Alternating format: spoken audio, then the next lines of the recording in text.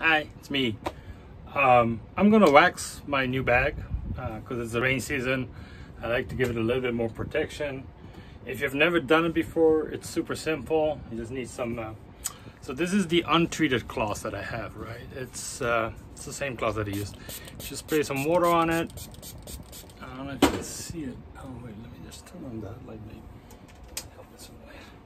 So, you know, the water just kind of soaks right through it, right? But this, on the other hand, is a treated version, beeswax.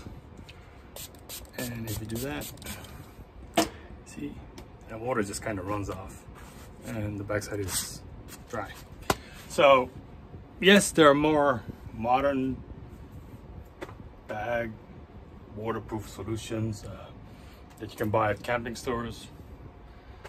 I just like beeswax.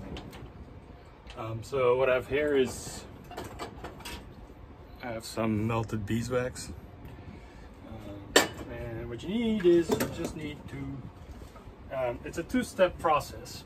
So what you do first is you apply the wax, and then you have to warm it up again so it soaks into the cloth. So I usually just grab one of those sponge brushes and I just go, I just kind of apply to where you want it to go. This thing is more of, don't think of this as applying the wax into the fabric yet. This is just putting the wax where you want it to go. So, you know,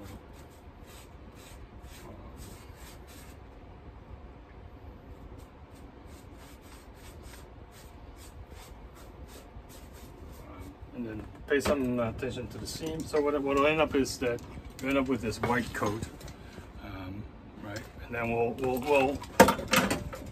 we'll steep it into it later with a heat gun. But seams, it doesn't have to be really thick. I've seen people like totally dunk their things so it's like it's soaked in it. And given the fact, I mean, I guess, but just usually just a light coat on this level is good enough. There's also multiple different formulas out there, one using turpentine and linseed oil or flaxseed oil. I add a little bit of hemp seed oil, but you know, just 100% beeswax is fine too. Never had an issue. I do this often with all the bags that I get. So I'll just do one side for now so I won't waste your time. So it's nicely coated with wax.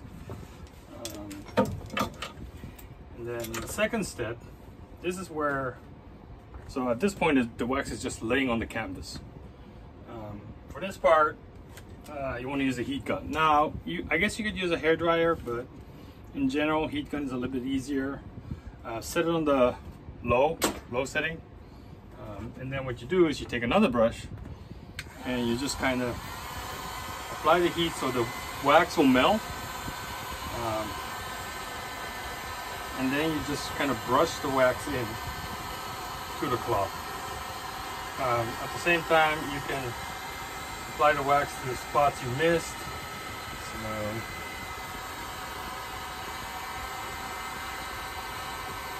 super simple.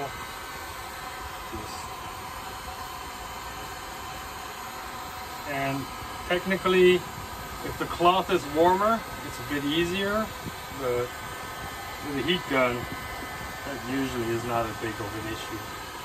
So, let me just do half and show you what the difference is.